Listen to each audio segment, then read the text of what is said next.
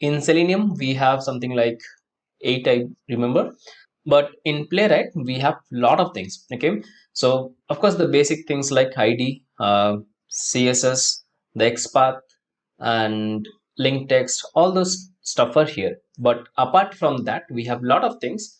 It is just like your cheat sheet, I can say. You can go to this particular link and you can learn yourself, because there are a lot of things to learn and the documentation is really good, so you can make use of it. Okay, now coming back to our text selector. So if you go here, you can see text selector. That means, like, if we have a text like something like link text or a button text or whatever it is, you can just simply say like text equal to login.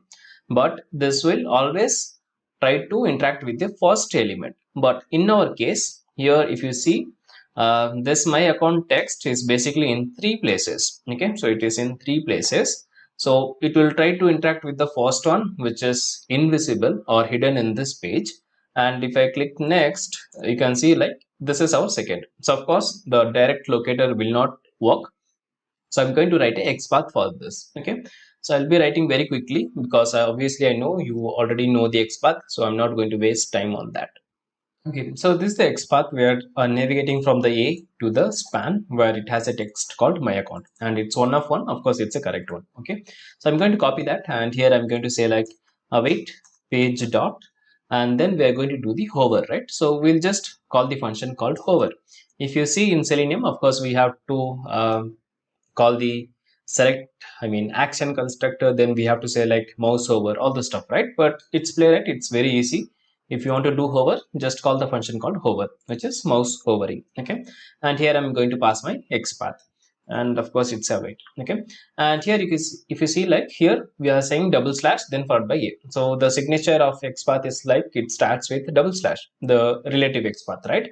So here you have to just say double slash, I mean the XPath itself. You don't have to say like XPath equal to, you can say, but that is not required. Or like in Selenium we have a lot of functions, right? Find element, by dot XPath, by dot link text, all the stuff, right?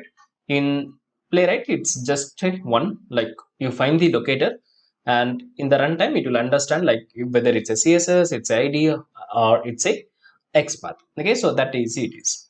Now what we are going to do is we are going to click on the login text, right? So here I'm going to say like login, I mean page dot click, and here I have to give the locator of this one. Okay, so here you can see like I have a text called login. I'm going to copy and paste, and basically it is actually only one.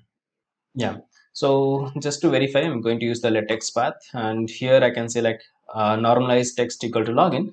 That means this text is actually unique in this one, so it should work actually. Okay, so we are not going to write this XPath, rather we are going to use the direct locator from the Playwright. Okay, so let's see how to do that. So here I'm going to say like text equals and then followed by login. Okay, and if you noticed here we have a space, right? In the front and in the back we have a space, but when we are going to use the text as a locator, then we should always trim. Okay, so here it is we just login.